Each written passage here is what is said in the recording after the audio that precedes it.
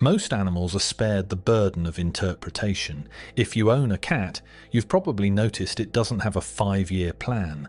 It doesn't worry about its legacy. It doesn't lie awake at night wondering if it's living up to its potential. It stares at a moth for an hour. It naps.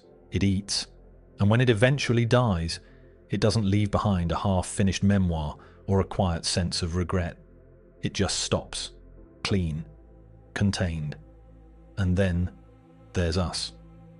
You are a collection of atoms that woke up this morning, put on clothes, and now has to live with the knowledge that you're going to die, just not on a schedule you can plan around.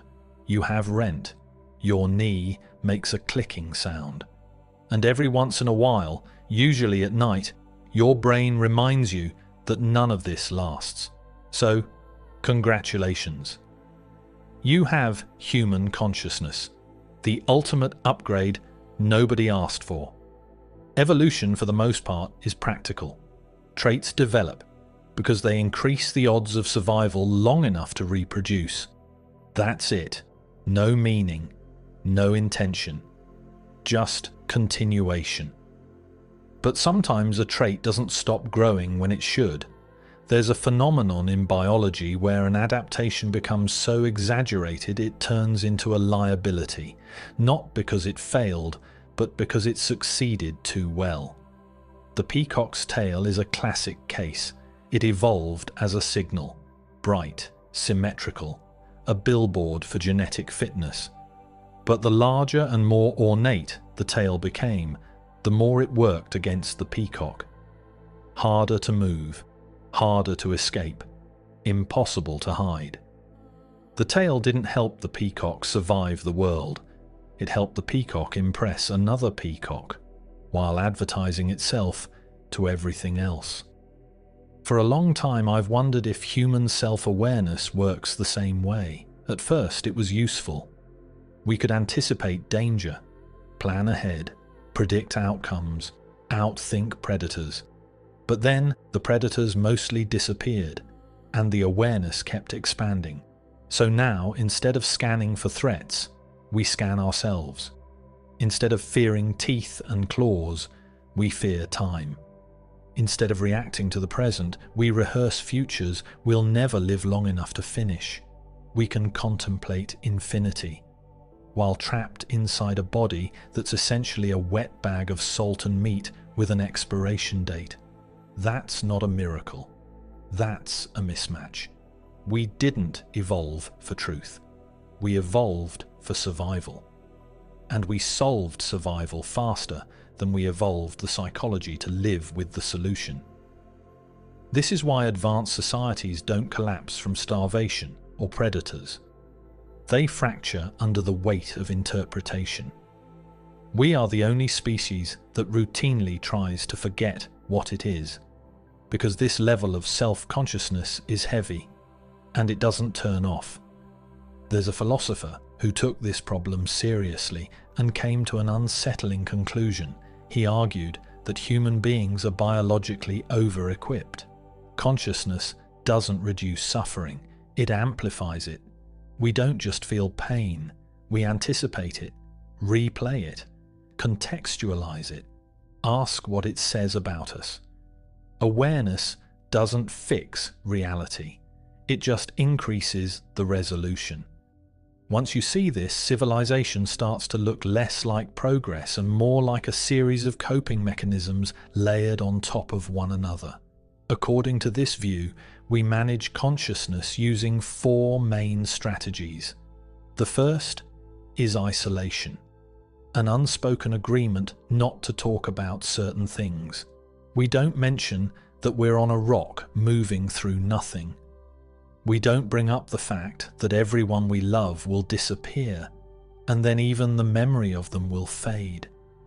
We keep those thoughts locked away because acknowledging them openly destabilizes the room. That's why small talk exists. Nice weather. Busy week. Did you see the game? No one wants to discuss mortality while passing the salt. The second strategy is anchoring. We tie ourselves to identities, belief systems, careers, political tribes, roles. We say, I am this, and for a moment the chaos feels contained. It's like tying yourself to a pier to avoid drifting. But the pier is temporary, and the ocean is patient. The third strategy is distraction. This is the one we've industrialized. Screens, noise, endless stimulation. A society engineered to avoid silence, because silence is where the awareness turns inward. That's where you remember you're temporary. So, we stay busy. We optimize. We convert hobbies into productivity and productivity into identity. Anything to avoid the realization that most of modern life is just structured time killing until time wins. The fourth strategy is sublimation. This is the refined one. Art, music, writing, videos like this.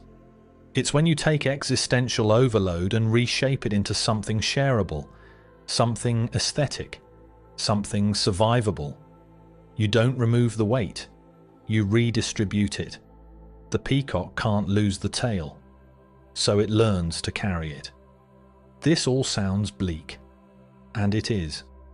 But there's a narrow counterpoint worth acknowledging. Somewhere along the way, this overextended awareness did something evolution never required. It learned to notice suffering that doesn't benefit it. Empathy is inefficient. It doesn't increase lifespan. It doesn't guarantee survival. But suffering noticed is different from suffering ignored. And without that difference, existence collapses into pure mechanics. This doesn't solve the problem. There's no fix for being this aware. You don't uninstall self-consciousness. The dread is hardware. All you can really choose is how you carry it. People will offer comfort here. Stay positive. Everything happens for a reason.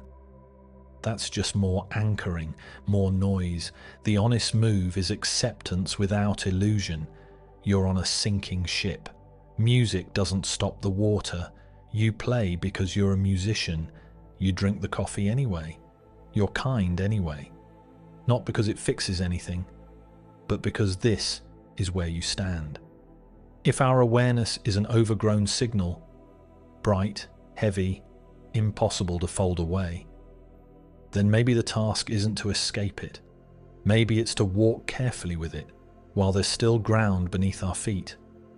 Because if this is a mistake, it's the one we're already inside. And that's all.